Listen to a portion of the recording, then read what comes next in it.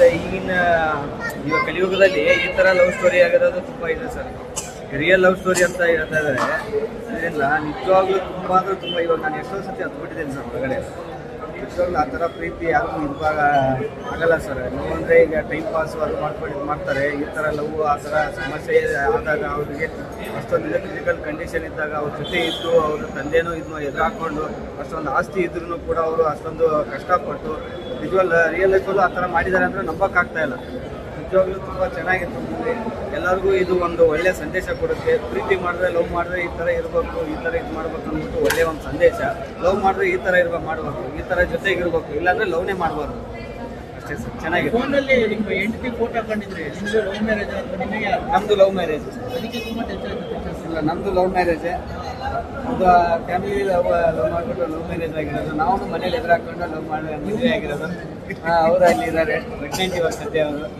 ಇದು ಅವ್ರ ಅಕ್ಕನ ಮಗ, ನಾವೇ ನೋಡ್ಕೊಳ್ಳೋದು. ಸರಿ ಸರ್, ಆಯ್ತು, thank you. Thank you thank you.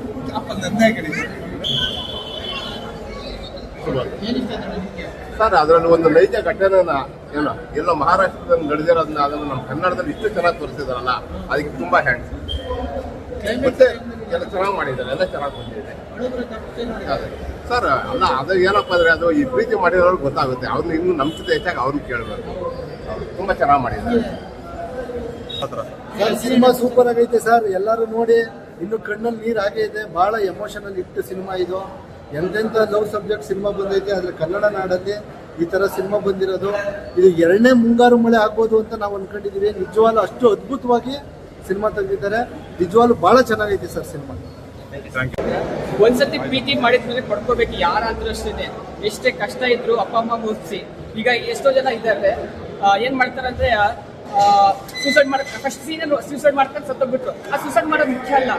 ಏನ್ ಮಾಡ್ಬೇಕು ಅಂದ್ರೆ ಎಲ್ಲರೂ ಇಷ್ಟೇ ಕಷ್ಟ ಬಂದು ಅಪ್ಪ ಅಮ್ಮ ಒಪ್ಸಿ ಮದುವೆ ಮಾಡ್ಕೊಳ್ಳೋದು ಅದು ಗರ್ತರ ಅಂದ್ರೆ.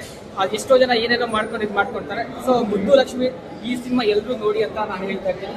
ಯಾಕಂದ್ರೆ ತುಂಬಾ ಚೆನ್ನಾಗಿದೆ, ರಿಯಲ್ ಸ್ಟೋರಿ ಆಗಿದೆ ಅಂತ. ತುಂಬಾ ತುಂಬಾ ತುಂಬಾ ಚೆನ್ನಾಗಿದೆ. ಇಷ್ಟೇ ಆಕ್ಟಿಂಗ್ ಎಲ್ಲ ಹೇಗಿತ್ತು? ಆಕ್ಟಿಂಗ್ ಸಿದ್ದು ಮಾತ್ರ ತುಂಬಾ ಚೆನ್ನಾಗಿ ಸಖತ್ತಾಗಿ ಮಾಡಿದ್ದಾರೆ ನಿಜವಾಗ್ಲೂ. ಅದೇ ಪ್ರತಿಯೊಂದೊಂದು ಸೀನಿಗೂ ಒಂದೊಂದು ರಿಯಾಕ್ಟ್. ಸ್ಟಾರ್ಟಿಂಗ್ ಮಾತ್ರ ಸ್ವಲ್ಪ ಲ್ಯಾಗ್ ಆಯ್ತು. ಇಂಟ್ರೋ ಆದ ತಕ್ಷಣ ಬರೀ ಎಮೋಷನಲ್ ಜಾಸ್ತಿ ಈ ಸಿನಿಮಾ.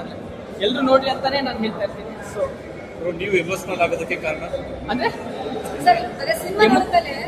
ಎಮೋಷನಲ್ ಅನ್ನೋದ್ರೆ ಪ್ರತಿಯೊಂದು ಒಂದು ಲವ್ ಸ್ಟೋರಿ ಇರುತ್ತೆ. ಹಾಗಂತ ನಮ್ಮೊಂದೊಂದು ಲವ್ ಸ್ಟೋರಿ ಇತ್ತಲ್ವಾ. ಸೊ ಎಮೋಷನಲ್ ಆಗ್ಲೇಬೇಕಾಗುತ್ತೆ. ಯಾಕೆ ಅಂದ್ರೆ ಈಗ ಹೇಳಕ್ಕಂದ್ರೆ ಒಂದು ಈ ಸೋಷಿಯಲ್ ಮೀಡಿಯಾ ಅಂದ್ರೆ ಹೇಳಕ್ ಆಗ್ತಾ ಇಲ್ಲ. ಓಕೆನಾ?